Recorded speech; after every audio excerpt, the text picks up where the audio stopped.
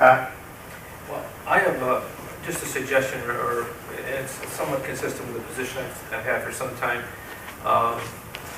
And I think that the school committee should be the meeting should be chaired by the vice chairman, not by a member of the body, not by the mayor.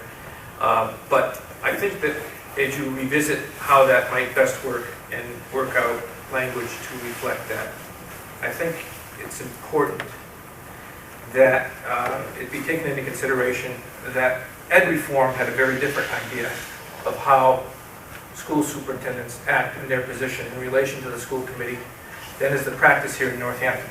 No reflection on those who are in office now, nor have been since the early 90s when ed reform was passed.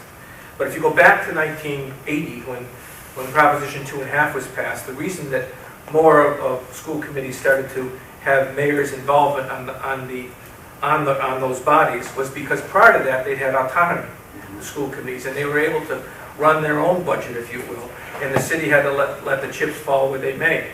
And the consequence of that was much of the impetus that led to the passage of 2.5 in the first place, for those of you who can remember back in those olden days. Well, we have it now. It's in place, and it's there for us to be able to work within. In addition to that, we have ed reform, which passed during the period of time that I was on the city council. And I had a very different impression of what ed reform was intended to do than what in practice has been the case in Northampton. And without mentioning any names, I will suggest to you that the reason that practice has been in vogue is because at the time it was passed, we had what I would consider a weak superintendent from a leadership standpoint, where we had a strong vice chairman of the school committee who had significant power and responsibility, and who continued to practice his way the same under ed reform as he did prior to that. Good man, great man, did a lot of good for the city, but nothing changed. But something has changed. We've just never recognized it as a community. We need a strong superintendent. That is what ed reform calls for, and we have danced around that and faced the consequences of it with the revolving door that has existed in that department for many years. Now, I don't mean this in a critical way. I'm pointing it out simply as an observer. I've spoken to the school committee in their public session about this, and nothing happened. But not that I expected that it would.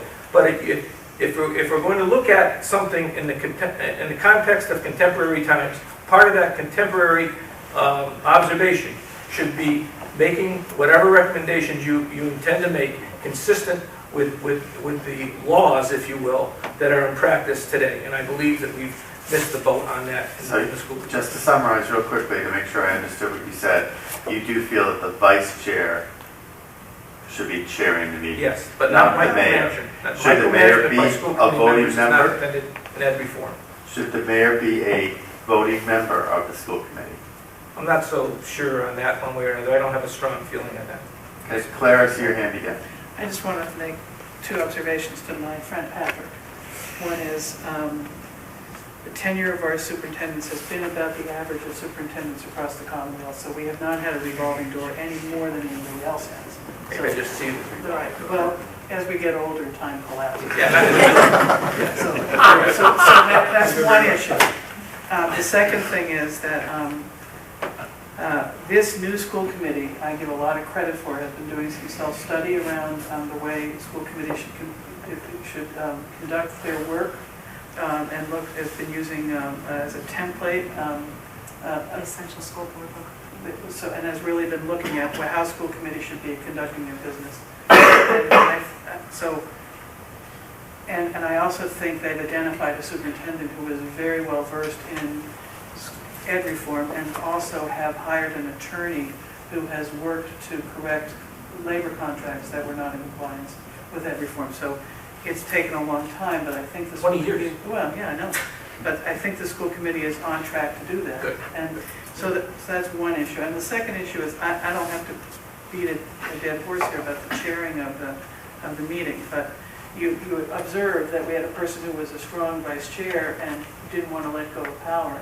The reason I think that the chief elected official of the city makes sense is because people, no matter what happens, whether they're the chair or not the chair, whether they're they don't even show up at the meeting, the mayor is held responsible for the performance of the schools.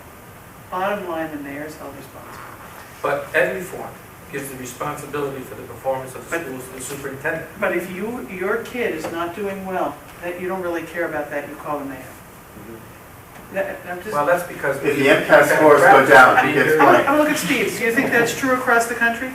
Yes, because I think because schools have so much, to do with quality of life of any community, That's and right. property values and everything else.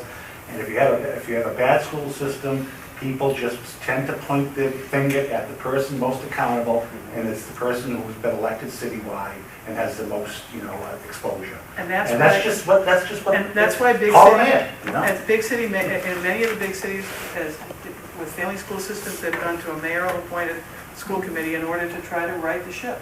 Now, I'm not saying that we have that problem here, but I'll tell you, I got a lot of calls about the schools, and I would redirect them back to the superintendent.